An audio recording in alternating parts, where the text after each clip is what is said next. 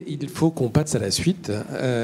Et donc, je vais inviter sur la scène Franck Chopin, directeur du contrôle de gestion et de la BI d'Edenred France, qui est accompagné de Valérie Augier, responsable du contrôle de gestion de la RATP, Fabrice Roux, qui est directeur du contrôle de gestion de Ponticelli Frères, et Thomas Collin, qui est associé d'Eurogroupe Consulting.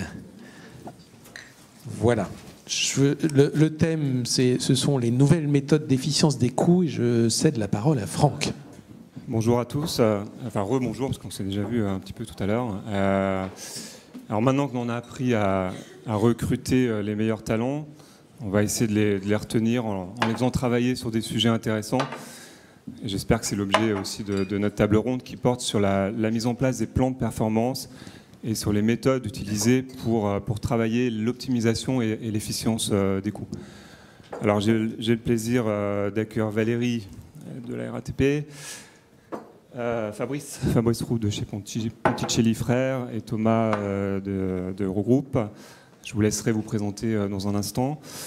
J'ai la particularité dans cette table ronde de à la fois un petit peu co-animer cette table ronde, mais aussi d'être intervenant. Donc je vais vous parler 2 minutes d'Edenred, parce que je ne suis pas sûr que tout le monde connaisse Edenred. Edenred, donc c'est un groupe français qui est coté, qui a une forte présence internationale et qui commercialise en fait des plateformes de services pour les acteurs du monde du travail. Donc les produits les plus connus en France sont Ticket Resto, Ticket Restaurant et les chèques cadeaux Cadeos.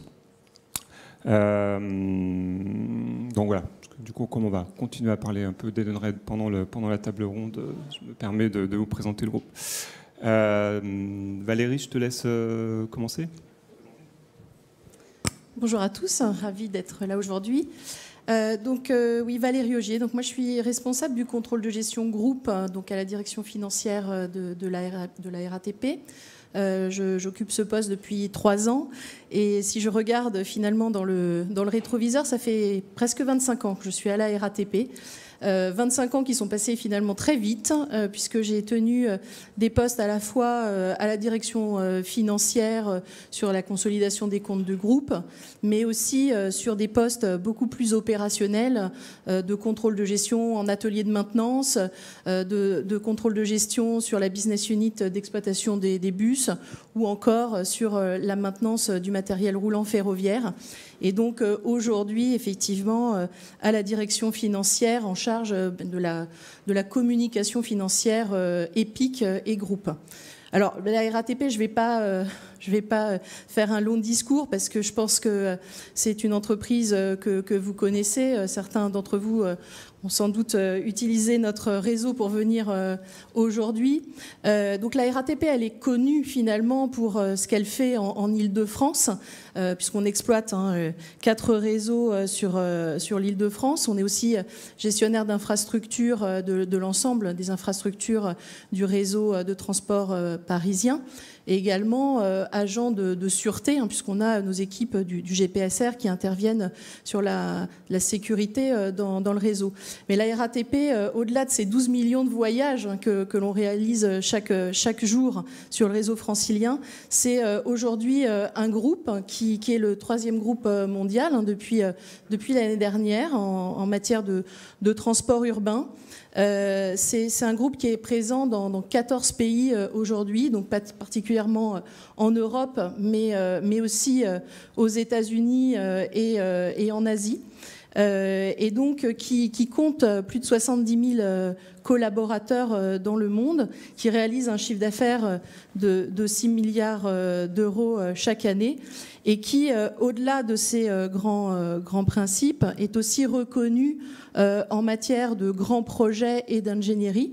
Et donc, nous avons un contrat avec l'autorité organisatrice des transports parisiens, qui est donc IDFM, contrat qu'on vient de re-signer l'année dernière, et qui nous projette finalement sur les 5 ans à venir avec donc la préservation de ce chiffre d'affaires de 6 milliards d'euros, mais également la réalisation d'un plan d'investissement qui aujourd'hui, sur les 5 années que couvre ce contrat, est un plan d'investissement de près de 9 milliards d'euros. Donc voilà, ça donne un peu une ampleur de ce qu'est le groupe RATP et son EPIC, qui reste finalement encore important dans les comptes du groupe, puisque le contrat en Ile-de-France représente encore aujourd'hui près de 75% de notre chiffre d'affaires. Fabrice ? Oui, bonjour à toutes et tous. Donc Fabrice Roux, ça fait 17 ans que je travaille pour le groupe Ponticelli Frères. Et ça fait 3 ans au sein de ce groupe que j'occupe les fonctions de directeur de contrôle de gestion. Alors, peut-être que Ponticelli n'a pas exactement le même rayonnement que la RATP, donc je vais vous donner quelques éléments de contexte là-dessus, puis ça pourra étayer le propos par la suite.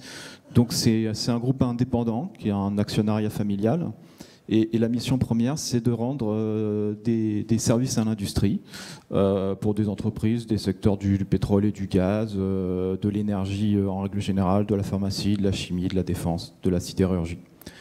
Donc on accompagne nos clients partout dans le monde, on les accompagne dans des phases de développement, de construction, de maintenance de leurs unités de production.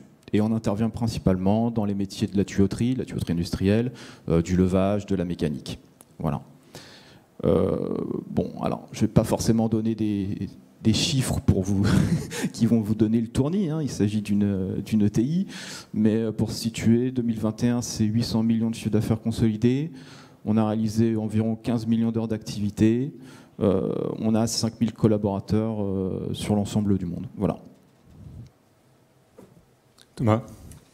Oui, merci Franck. Bonjour à tous. Donc Thomas Collin, moi je suis associé du cabinet Eurogroup Consulting. Peut-être quelques mots sur le cabinet. Eurogroup Consulting, c'est un cabinet de conseil en stratégie, organisation et transformation, qui est un cabinet français, indépendant, et qui fête ses 40 ans cette année. 40 ans d'indépendance au service de nos clients et qui vise à transformer de façon positive les organisations de nos clients.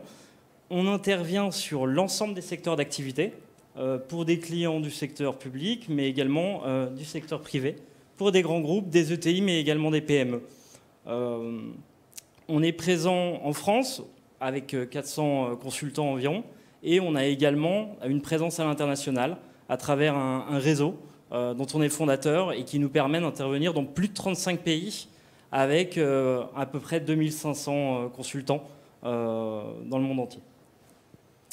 Pour ma part, moi j'interviens aujourd'hui plutôt dans le secteur industrie, mais également sur des problématiques dans les services, sur des sujets de stratégie et de performance et de transformation. Et j'ai eu l'occasion d'accompagner plusieurs projets avec Franck par exemple ou Fabrice de performance et de réduction de coûts. Et c'est avec plaisir du coup aujourd'hui que je suis là pour partager ça avec vous. Merci Thomas. En fait, le sujet d'aujourd'hui, en fait, il a une résonance aussi toute particulière par rapport au sujet d'actualité. On vient de traverser 2 années de Covid. On voit qu'il y a des incertitudes géopolitiques qui ont des répercussions assez fortes sur nos business. On a un contexte inflationniste aussi qu'on a évoqué dans d'autres tables rondes. Et finalement, les plans de performance et d'optimisation des coûts ont tout leur sens dans notre actualité.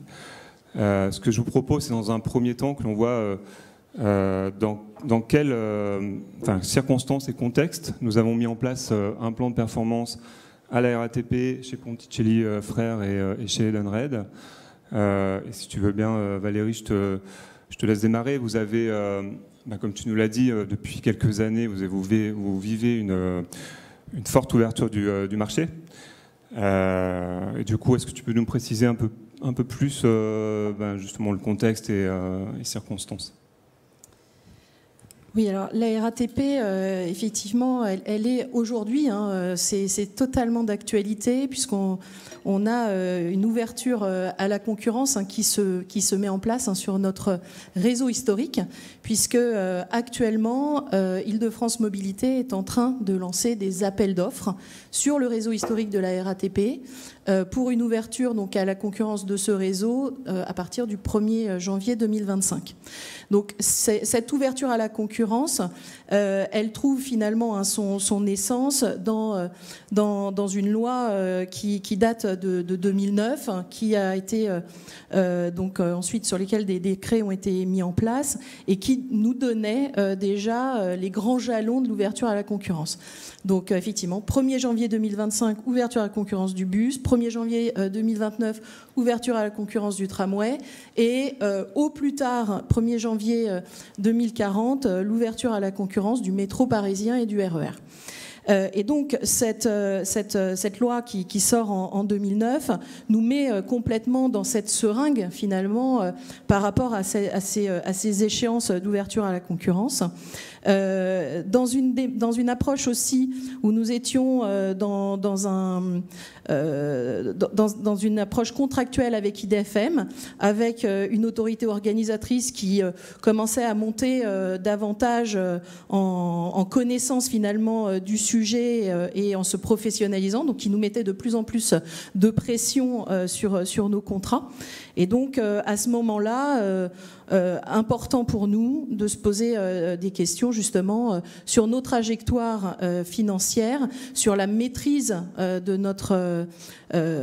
nos coûts, sur la maîtrise de notre dette et bien évidemment en le faisant avec un recul et une compréhension de nos écarts de compétitivité potentiels au moment de l'ouverture à la concurrence. Et donc notre accroche à l'époque a été de réaliser dans un premier temps un benchmark en fait sur nos différents réseaux, se comparant avec des réseaux français, mais surtout des réseaux internationaux. Donc l'approche était vraiment de se dire on va se comparer à ce qui se fait le mieux dans le monde en matière de transport. Et dans ce cadre-là, à l'époque, on remonte 10 ans en arrière, ce qui se fait de mieux dans le monde, c'est les réseaux asiatiques et notamment le réseau de Singapour. Donc l'approche a été vraiment de faire cette approche benchmarking, de sortir réseau par réseau des écarts de compétitivité et de se dire derrière comment on s'organise sur le temps qui nous reste avant l'ouverture à la concurrence pour grignoter le plus vite possible ces écarts de compétitivité.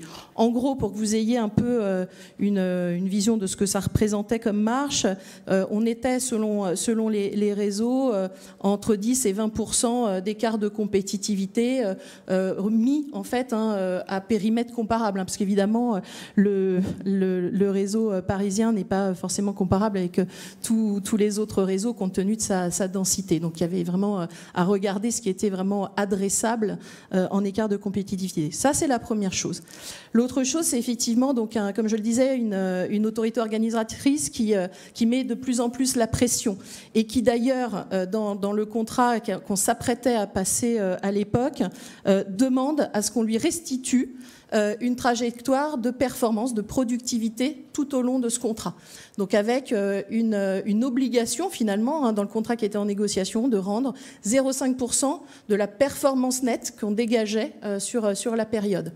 Donc ce qui voulait dire pour nous, pour pouvoir justement continuer à nous développer, continuer à améliorer notre service, continuer à être performant sur nos réseaux, de devoir surperformer finalement ce contrat et sortir plus de performance que les 0,5 que l'on devait déjà rendre de façon obligatoire à IDFM, de manière à pouvoir générer de la CAF supplémentaire. Et donc, face à ça, la logique a été de se dire, démarrons un premier exercice de plan de performance. Alors c'était vraiment l'ébauche, puisque à cette époque-là, donc c'est la direction financière qui a pris son bâton de pèlerin avec le réseau des contrôleurs financiers qui sont au plus près des opérationnels dans toute la chaîne organisationnelle. Et effectivement, on a demandé à chaque directeur de grands métiers de proposer sur une période de 5 ans, donc une approche moyen terme, une vision d'action de performance qui était effectivement plus centrée dans une approche de venir réduire cet écart de compétitivité. Donc très centré finalement métier et de se dire comment on se rapproche de plus en plus de nos futurs concurrents potentiels. Donc on voit que vous avez mis en place une approche très collective impliquant de nombreux départements. Et je crois que en fait, ce plan de performance est devenu votre colonne vertébrale de pilotage de vos activités finalement. Oui, alors c'est vrai, on a commencé donc il y a 10 ans, un peu plus de 10 ans maintenant, en impliquant donc ce qu'on appelait, ce qui peut être appelé des directions métiers en fait, dans ces grandes approches de performance. Elles-mêmes ont ressenti assez vite le besoin de développer une démarche, je dirais, bottom-up en fait, sur les approches de performance. Donc emmenant leurs responsables opérationnels dans ces recherches de comment je peux améliorer, faire mieux, être plus efficient sur mon métier. Donc cette démarche bottom-up s'est mis en place. Et puis, au fil du temps, on en est finalement aujourd'hui à considérer que cette approche de plan de performance doit être davantage tournée business. Et aujourd'hui, on ne parle plus de plan de performance, mais on parle de plan stratégique moyen terme. Et donc, on emmène finalement toute l'approche à la fois évolution d'activité et performance de l'activité. Et on le travaille sous un double patronage aujourd'hui de la direction financière et de la direction de la stratégie. Et ça, c'est extrêmement intéressant justement pour redonner cette vision forte du business et ne pas être uniquement sur la trajectoire de aller chercher de la productivité, et être vécu comme monsieur et madame productivité et pas finalement porteur de l'attendu business. Donc on est vraiment monté en gamme par rapport à ça. Finalement, là, dans le cycle de gestion qui est le nôtre aujourd'hui, le plan de performance ou le plan stratégique devient la colonne vertébrale puisqu'il prend le pas sur finalement le cycle budgétaire qui était extrêmement long chez nous. C'est-à-dire qu'on faisait quasiment pendant 9 mois du budget à la RATP. C'était extrêmement long, preneur d'énergie et finalement pas si intéressant que ça in fine. Donc ce plan stratégique prend le pas, devient la colonne vertébrale. La première année de notre plan stratégique, c'est finalement le cadrage du budget de l'année suivante. Donc tout le monde est vraiment orienté à donner la meilleure vision de son activité, de la façon de servir l'activité. Donc c'est, je pense, effectivement devenu quelque chose de riche, à la fois pour les porteurs opérationnels, mais aussi pour les financiers qui participent à cette déclinaison finalement dans toute l'entreprise. Et on a cette année, pour la première fois, présenté à notre conseil d'administration, donc la PDG s'est engagée pour la première fois vis-à-vis de son conseil sur un plan moyen terme du groupe, donc projetant finalement la trajectoire de performance de l'ensemble de nos business units de l'EPIC, mais également de nos principales filiales. Et ça nous a aussi donc permis d'aller rendre compte à nos tutelles, puisque effectivement la RATP, outre son contrat avec IDFM, a aussi pour tutelle le ministère des Transports et des Finances. Et donc nous rendons compte en fait à l'APE et à la direction du budget, et qui nous attendait aussi sur cette trajectoire-là. Et on a eu effectivement un échange extrêmement enrichissant cette année avec nos tutelles sur ces sujets. Merci Valérie. Fabrice, chez Ponticelli, en fait, le contexte est bien différent. Est-ce que tu peux nous en dire quelques mots ? Ouais, alors ce qui est venu à l'origine de ce plan de performance, le contexte, on va faire un petit saut dans le passé. 2010-2015, on fait un chiffre d'affaires annuel moyen de 650 millions. En 2015, la part de cette activité à l'international diminue fortement. Alors, pour nous, c'est évidemment la conséquence de l'effondrement du Brent en 2014 et puis du gel de tous les investissements de nos clients, de nos grands comptes à l'international. Donc face à cette perte de profitabilité, cette perte d'activité, le groupe décide de se lancer dans un plan stratégique de croissance externe et puis de diversification. Alors je spoil un petit peu, mais ça ne va pas nuire au propos, mais depuis, on est venu se diversifier dans nos marchés, notamment dans les énergies renouvelables, le photovoltaïque. On s'est diversifié dans les offres qu'on propose à nos clients, donc en achetant des filiales qui font de l'électricité instrumentation. On a fait du développement géographique en Moyen-Orient, en Amérique du Sud, dans le Benelux. Voilà. Mais avant d'arriver à ce stade-là, on est en 2016, le groupe se restructure de manière un peu plus transverse pour pouvoir affronter cette croissance et se restructure en grand pôle d'activité. Voilà. Mais cette restructuration et cette optique de croissance, elle doit s'accompagner. On a un souci de se dire il faut qu'on maîtrise nos coûts de structure, il faut qu'on maîtrise nos coûts de support, qui ne deviennent pas homothétiques à la croissance, mais qu'on arrive à les maîtriser, quoi. Voilà, donc c'est dans ce contexte-là que le groupe lance un projet de réflexion sur nos méthodes, sur notre organisation, notre manière de fonctionner en termes de support. Alors justement, quelle démarche vous avez mis en place par rapport à cette réorganisation ? Ce projet, c'est un projet de type budget base zéro, BBZ. Voilà, donc les objectifs qu'on a, c'est clairement se redéfinir une organisation plus agile. Alors bon, c'est des mots, mais ça veut dire quoi pour nous ? Être plus agile, c'est ce que je disais, être moins sensible aux effets de croissance, être plus flexible, s'adapter justement à cette croissance-là, essayer d'être vraiment orienté client. Alors pour nous, support client interne, on va essayer d'avoir de la simplification dans nos méthodes, dans nos process, et puis on va essayer au mieux de favoriser l'efficience de nos fonctions support. Donc on va voir un peu après avec les leviers qu'on a actionnés comment ça se traduit. Alors comment ça se déroule forcément ce type de projet? Ça démarre déjà par une phase de diagnostic. Phase de diagnostic, là on va produire une cartographie détaillée analytiquement de nos services support, où ils sont localisés, etc. Combien leur coût, il faut quand même parler de leur charge. Puis on va amener d'autres éléments de volumétrie, on va parler d'ETP, d'équivalent temps plein, on va donner des indicateurs clés pour se donner des références, etc. de ce qu'on traite. Voilà, donc là on a une image un petit peu quantitative de ce qu'on réalise.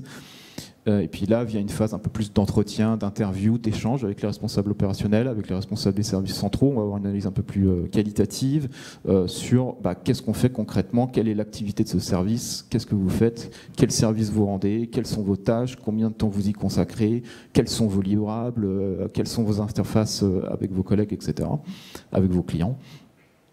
Voilà, donc là vraiment on a un canevas, on sait à peu près où on est, on voit déjà qu'effectivement on a des fonctions, des personnes qui sont très polyvalents localement parce qu'il va falloir qu'ils portent plusieurs casquettes, donc on n'a peut-être pas exactement les mêmes références que ce que nous on imaginait en termes de services, achats, contrôle de gestion, finance, RH, etc.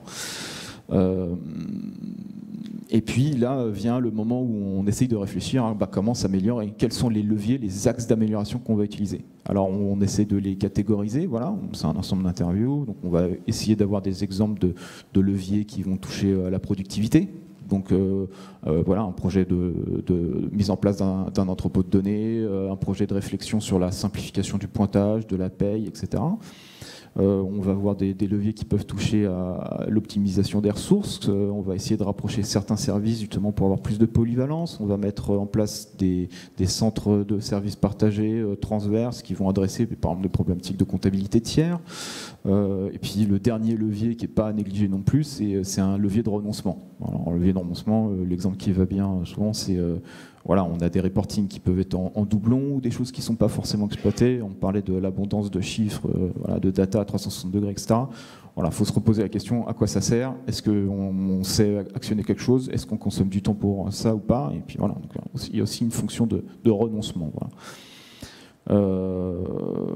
Donc une fois qu'on a ça nous permet d'établir des scénarios d'évolution, de transformation de notre organisation. Voilà. Tout ça doit être bien entendu chiffrées. En face de chacun de ces leviers, on a des idées de gains de TP. Parfois, c'est aussi de l'investissement qu'on va demander à l'entreprise pour gagner derrière. On a un échéancier, les jalons, quand est-ce qu'on doit les atteindre, on a notre planification. Et puis, évidemment, il faut dérouler le projet. Voilà. Donc là, c'est du pilotage, c'est un cockpit de pilotage, c'est est-ce qu'on a bien actionné les leviers, quand, est-ce qu'on a du retard, pas du retard, quel est l'impact que ça va avoir sur notre organisation en termes de structure, en termes de volumétrie, en termes de coûts. Et puis, il faut jalonner l'ensemble de ce processus-là, d'éléments de communication, de reporting à toutes les entités qui sont concernées, impactées. Voilà. Et aujourd'hui, juste avec du recul, quel bilan en tires-tu ? Je vais pas trop en parler, mais rapidement, qualitativement, même si l'ensemble des leviers, centaines, n'ont pas tous été actionnés, je dirais que l'objectif il est globalement tenu. La restructuration s'est bien passée, les CSP sont en place, les reportings ont été repensés, on a lancé une campagne assez large de digitalisation. Voilà, il y a comme énormément d'impact. En termes quantitatifs, ce qu'il faut retenir, c'est qu'effectivement on était dans une dimension où on allait croître, sauf que cette croissance elle était vraiment importante. En 4 ans on a une croissance de 30%, donc pour nous c'est important. Mais cette croissance-là, on a su la gérer avec une volumétrie de services centraux stable. Voilà. Donc on a pris 30% d'activité en plus et pourtant on n'a pas renforcé nos services supports centraux. Voilà. Merci Fabrice. Franck, je rebondis un peu parce que tu parlais tout à l'heure de financement de la croissance par externe. Et du coup, j'ai l'impression que chez Edenred, c'est ce que vous avez mis en place, un plan de performance dans ce contexte-là. Est-ce que tu pourrais nous en dire plus ? Ouais, alors chez nous, en fait, chez Edenred, on a un contexte encore différent. Quand nous avons mis en place notre plan de performance et d'optimisation des coûts, nous étions en 2019 et on était déjà sur une profitabilité plutôt très importante, dans un contexte effectivement de croissance très important également. Par contre, nous avions à l'esprit deux objectifs. Le premier objectif, c'était de se dire comment nous allons pouvoir continuer à contribuer au développement de la croissance de l'entreprise et aussi contribuer à délivrer les résultats qui étaient attendus par les actionnaires et par le groupe. Donc ça, premier objectif. Et deuxième objectif, c'est comment apporter du change dans l'organisation, dans la manière de consommer les ressources dans les directions opérationnelles. Comme je vous le disais, on est plutôt dans une entreprise à forte rentabilité, donc c'est pas vraiment les situations où on se pose vraiment les questions sur la manière de consommer les ressources. Et il y avait besoin aussi de changer un peu le mindset dans les directions opérationnelles, sans pour autant freiner la consommation de ces ressources. Nous, vraiment, l'idée derrière, c'était d'avoir un plan très pragmatique sur des sujets, on va dire, très, très concrets, apporteurs de gains quand même significatifs, mais permettant de générer de la valeur, et cette valeur, de pouvoir la réinjecter, en fait, sur des sujets stratégiques pour l'entreprise, et favorisant, du coup, le développement de la croissance de l'entreprise. Et quelle démarche vous avez mis en place sur ce plan ? En termes de démarche, en fait, la première étape, ça a été déjà d'inscrire dans le plan stratégique de l'entreprise ce plan de performance. Élément aussi très important, c'est de communiquer dans l'entreprise sur ce plan, parce que le premier réflexe en fait qu'on peut avoir quand on parle de plan de performance ou d'optimisation des coûts, c'est que on va faire du cost killing. Nous, c'était pas du tout notre objectif. Donc, bien faire comprendre les objectifs de ce plan d'optimisation. Ensuite, nous avons suivi 3 démarches. Une première qui est une démarche très participative. L'idée, c'était d'abord, évidemment, d'impliquer le comité de direction et d'impliquer les différents managers des directions opérationnelles. Très important parce que, d'abord, pour susciter l'adhésion dans l'entreprise, c'est important d'impliquer les opérationnels. C'est eux aussi qui connaissent le terrain, donc ils sont aussi porteurs d'action. Ils ont, on l'a vu après, mais voilà, ils ont connaissance des situations sur le terrain et ils ont évidemment la capacité de proposer des actions. Donc voilà, donc une démarche très, très collective. Parallèlement, nous avons mis aussi une démarche plus top-down, c'est-à-dire qu'avant la mise en place de ce plan, nous avions déjà identifié des sujets sur lesquels nous voulions apporter des solutions. Et en fait, nous avons profité du plan de performance pour les mettre en application. Ça peut être des sujets, j'en reviendrai tout à l'heure, mais des sujets aussi plus transverses direction, qui avaient du mal à avancer. Et grâce à un plan de performance que vous mettez dans un plan stratégique, tout de suite, il n'y a plus du tout la même... il n'y a plus du tout le même image et c'est plus du tout le même impact dans l'organisation, et ça nous a permis de faire avancer certains sujets. Et la troisième démarche, c'est plus une démarche de benchmark, de se comparer. Alors c'est toujours difficile de faire du bench, mais de se comparer avec des entreprises externes, mais aussi des filiales du groupe. L'idée étant de capitaliser aussi sur des bonnes idées qui auraient pu être mises en place ailleurs. Et tout ça, nous l'avons fait, alors tu l'as dit au début, nous avons été accompagnés par Eurogroupe au démarrage du plan. L'accompagnement nous a permis de cadrer un peu le sujet, de le structurer et puis de lancer en fait ce plan dans l'entreprise. Je pense que nous avions besoin d'un regard aussi externe pour pouvoir lancer ce plan. Merci Franck. Alors justement, Thomas, toi qui as l'habitude d'accompagner en fait tes clients en fait sur ces plans de performance, quelles méthodes en fait sont utilisées généralement? Est-ce que tu peux nous en dire deux mots? Tout à fait. Vous en avez déjà cité certaines. Peut-être pour commencer, vous l'avez vu, il y a une pluralité de démarches de performance qui peuvent exister. Les trois exemples sont très différents. Et peut-être la première chose à avoir en tête, c'est vraiment de bien intégrer le contexte de chaque entreprise, de chaque client, de sa situation économique, de est-ce qu'il a récemment ou pas mis en place un plan de performance, quels sont ses objectifs en termes de gains, quelle est la nature de coût qu'il souhaite optimiser et à quelle échéance en fin de compte, à 6 mois, à 12 mois, à 24 mois ou à 3-4 ans. Ça, c'est primordial et ça permet derrière de définir un petit peu les grands traits de méthodes et de démarches qu'on propose. La crise, elle a clairement fait ressortir cette notion de plan de performance, elle l'a accéléré avec un prisme très focus autour de la performance orientée résultats et gains et résultats, réduction de coûts. Donc là-dessus, les méthodes, j'ai envie de dire classiques d'ailleurs, qui ont été citées, il peut y avoir une part de tournevis budgétaire rapide pour aller chercher du gain très rapide à quelques mois. On a bien entendu les méthodes plus classiques, très orientées résultats de budget base zéro, qui sont fondées sur la méthode ABC, Activity-Based Costing, qu'on peut mettre en place et qui vise vraiment à réinterroger chacun des moyens alloués à chacune de vos activités sur l'ensemble de votre organisation, à en définir des leviers fondés sur de la renonciation, de la productivité, de la digitalisation et une réflexion autour de l'allocation des ressources, des compétences et du make or buy, voire de sujets d'organisation.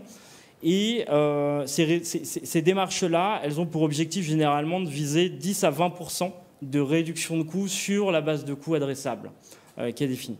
Ça, c'est un premier type de démarche. Pour aller plus loin et dans des contextes de situation plus critiques, on met en place des plans de performance dits de retournement, voire de restructuration, où là, on peut aller chercher plus de 25 à 30% de réduction de coûts sur ces bases de coûts adressables. En parallèle de ça, on a un deuxième, j'ai envie de dire, type de démarche qui sont plutôt axées sur des transformations de modèles opérationnels, sur des horizons de temps qui sont là plus à moyen long terme, avec des objectifs de dégager des marges de manœuvre que vous souhaitez réinvestir sur une croissance future.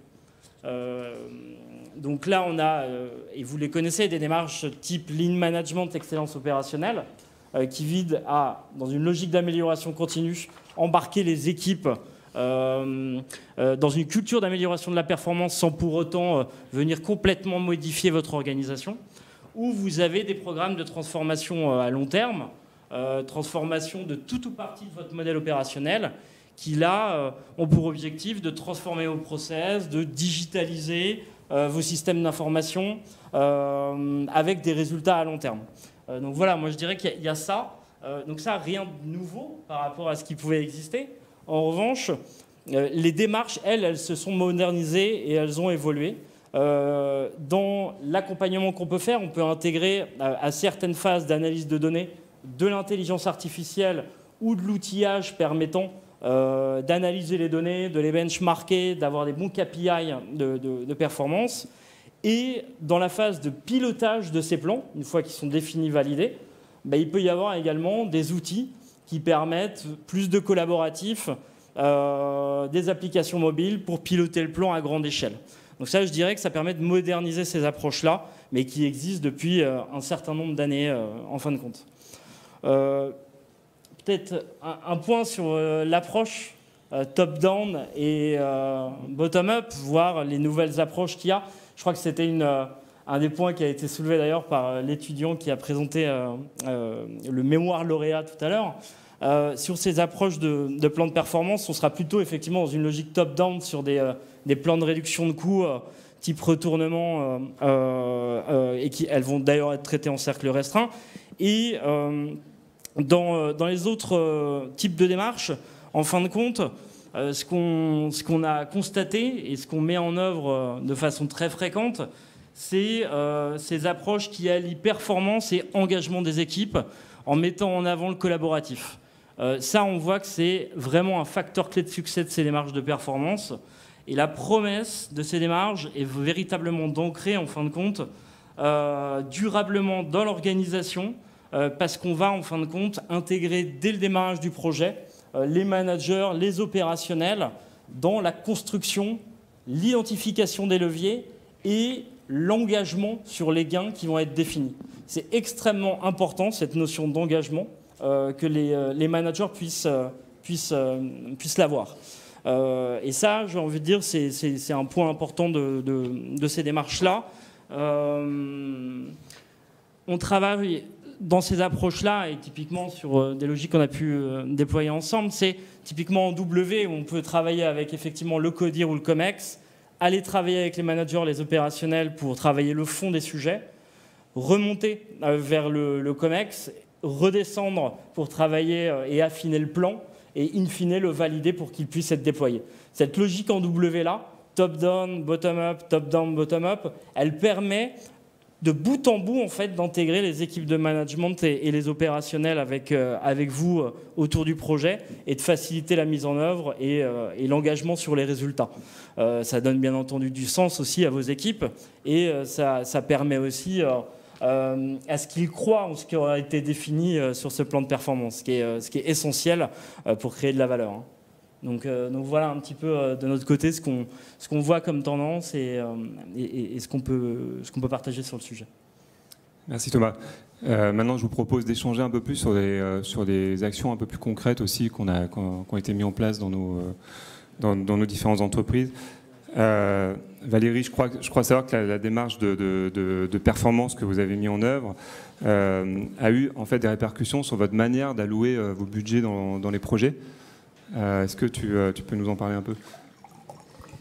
Alors, je vais repartir un petit peu, avant de répondre concrètement à cette question, je vais repartir un petit peu en arrière. Et effectivement, pour rebondir sur ce qu'on vient d'entendre, comme je le disais, nous, on a commencé par cette démarche bottom-up. Donc, démarche bottom-up qui a été extrêmement constructive, puisqu'elle nous a permis d'arriver assez vite, c'est-à-dire au bout de 6 ans, finalement, sur un niveau de cible qui était presque atteint sur nos écarts de compétences. compétitivité opérationnelle, si je puis dire. Mais finalement, on plafonnait sur certains autres sujets, typiquement plutôt les sujets de fonction support, par exemple. Donc cet essoufflement, finalement, de cette démarche bottom-up, avec des actions un peu fil de l'eau, surtout portées sur les fonctions opérationnelles, on a assez vite senti qu'il fallait qu'on change de braquet, puisqu'on commençait à entendre dans toutes les unités, voire même les directions de l'entreprise, des directeurs qui nous disaient là on a atteint l'os, hein, c'est pas la peine d'essayer d'aller plus loin, on saura pas. Donc aller voir un petit peu chez le voisin, etc. Finalement, s'il y avait ce ressenti-là, c'est parce qu'on avait effectivement une problématique à ne gérer que la logique bottom-up, c'est que chacun faisait la performance dans son silo, finalement, dans sa petite chapelle, et qu'on loupait énormément de choses, notamment aux interfaces. Donc nous, on est sur des logiques de réseau intégré, donc il y a énormément de choses qui se passent aux interfaces, et on a énormément de non-productivité aux interfaces. Et donc la question était de se dire comment on peut embarquer finalement l'entreprise pour justement aller chercher et chasser cette non-productivité aux interfaces. Et l'approche a été de se dire là, changeons d'approche, mixons finalement, continuons à aller chercher des actions au fil de l'eau dans le quotidien des opérationnels, mais venons ajouter une démarche plus top-down, justement, sur des actions transverses d'entreprise et sur des actions plus en rupture, justement pour se dire on n'est plus en train de chercher le 0,5% de productivité, mais comment peut-on vraiment être en rupture sur certaines actions pour aller plus loin et du coup un petit peu briser ce plafond qu'on ressentait. Et là, je rebondis sur ce que tu disais tout à l'heure, c'est qu'il fallait vraiment qu'on aille chercher le sponsorship finalement du CODIR et du COMEX pour porter ces actions plus transverses. Et donc on a lancé en 2018 cette action-là, avec du coup une approche finalement de plan de performance sous contrainte, en disant voilà, on alloue un sponsor COMEX sur un sujet en particulier, une enveloppe qui aura été dimensionnée par le COMEX, à lui d'aller chercher des actions en rupture pour embarquer justement de la performance aux interfaces. Donc on a beaucoup travaillé sur des sujets de lean management dans les ateliers de maintenance notamment. On a aussi beaucoup travaillé entre le mainteneur et l'exploitant sur justement comment fluidifier et comment faire rentrer les trains au bon moment dans les ateliers, parce que souvent l'exploitant dit moi j'ai besoin du train pour faire le service voyageur, et le mainteneur dit oui, mais moi j'ai besoin du train parce que sinon j'ai un risque de ne pas tenir la sécurité ferroviaire. Donc il y avait toutes ces approches-là qui étaient vraiment des vrais manques de performance. Donc on a travaillé tout ça dans des logiques un peu de vie ma vie, dans des logiques d'action très concrètes sur le terrain et portées par les membres du COMEX. On a aussi été chercher des approches sous contrainte sur les fonctions support. Donc les fonctions support, là aussi, on a refait un benchmark sur des comparables. Et très vite, on a dit, là, les fonctions support, on a 7 ans pour faire 20% de productivité sur les fonctions support, un corporate d'entreprise. Et donc là, encore une fois, on a mis sous contrainte les directeurs d'activité support pour aller chercher cette performance. Action aussi en contrainte d'enveloppe sur les achats. La direction achat, on l'a mis en contrainte en disant vous avez une capacité d'achat à la RATP qui est extrêmement importante. Comment aller chercher davantage de performance sur toute cette enveloppe achat? Et là aussi, on a travaillé sous contrainte en disant un peu à dire d'experts, hein, mais pour faire réagir et être en logique de rupture. On a dit, voilà, dans les 7 ans à venir, il faut qu'on fasse 15% de gains d'achat pur sur les marchés qui seront à renouveler dans la période. Et puis, on avait, comme je le disais tout à l'heure, tout un champ autour des projets d'investissement, où on avait effectivement une culture très ingénieure finalement à la RATP, et cette culture des beaux projets techniques, mais des beaux projets techniques qui coûtent cher, qui dépensent beaucoup et qui coûtent cher, non seulement dans la réalisation du projet, mais aussi derrière dans finalement les dépenses d'exploitation nécessaires une fois qu'on a mis en service ces beaux projets.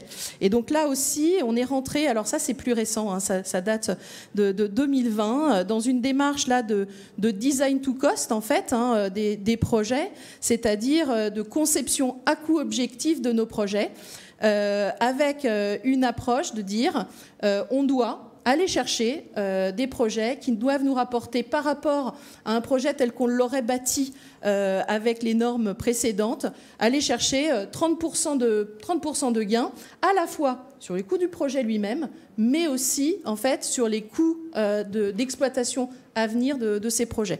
Donc voilà, on est vraiment dans cette phase-là aujourd'hui.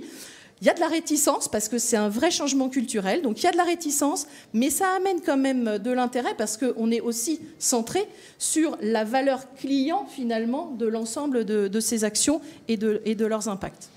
Je suis désolé, je vais jouer mon rôle de timekeeper, mais il va falloir conclure. Alors juste avant de conclure, si vous êtes, parce que là on est un peu contraint par le temps, intéressé par les actions que nous avons aussi mis en œuvre côté Ponticelli Frères ou côté Edenred, je vous invite à venir nous voir après. Une ou deux questions très rapides, parce que, et le contrôle de gestion dans tout ça. Fabrice, une question. Pourquoi, à ton sens, les directions contrôle de gestion ont tout leur sens en fait, dans ce type de démarche ? Alors bon, du coup, on saute à la partie sans vraiment de valeur ajoutée, là. Alors bon, je vais simplement... Ça va être des poncifs et des évidences, mais ça reflète, nous, notre position en tant que contrôle de gestion dans ce plan de transformation. Donc évidemment... On a une connaissance de la structure des coûts, on a une connaissance des tâches réalisées par chacun, on a un petit peu le rouage central, on sait comment ça se décompose, on connaît très bien les coûts, on a l'historique, etc. Donc forcément, on est appliqué en amont. Alors là, ça tombait pas mal, puisque ça s'accompagnait aussi d'une réflexion sur la structuration du groupe. Donc il y avait peut-être un impact sur comment on allait définir nos axes d'analyse à venir, etc. Donc c'était pas si mal que ça qu'on soit aussi vraiment en amont, voilà. Et on a suivi le projet tout au long, parce que derrière, effectivement, on intervient forcément un acteur pour identifier nos propres leviers de performance, je vais aller vite, et forcément on intervient aussi dans la phase de réalisation sur toute la construction du cockpit, voilà la réflexion, comment on va le présenter, comment on va l'animer, comment on va le présenter. Voilà. Donc là on va conclure cette table ronde. Valérie, désolé, je vais poser une question à Thomas. Pour toi, quels sont les facteurs clés de succès de ce type de démarche ?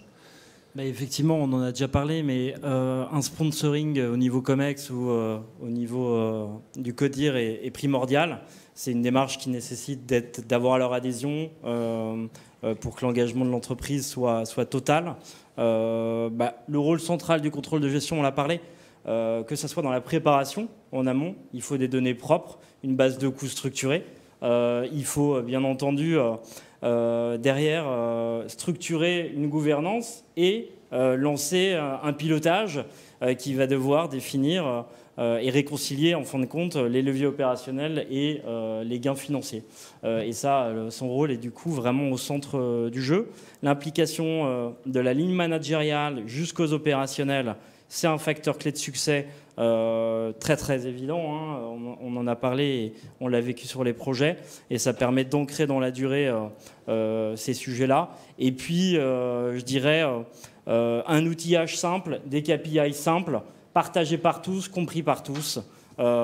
Et enfin, pour terminer, une approche qui se déroule dans, j'ai envie de dire, la transparence et sans tabou.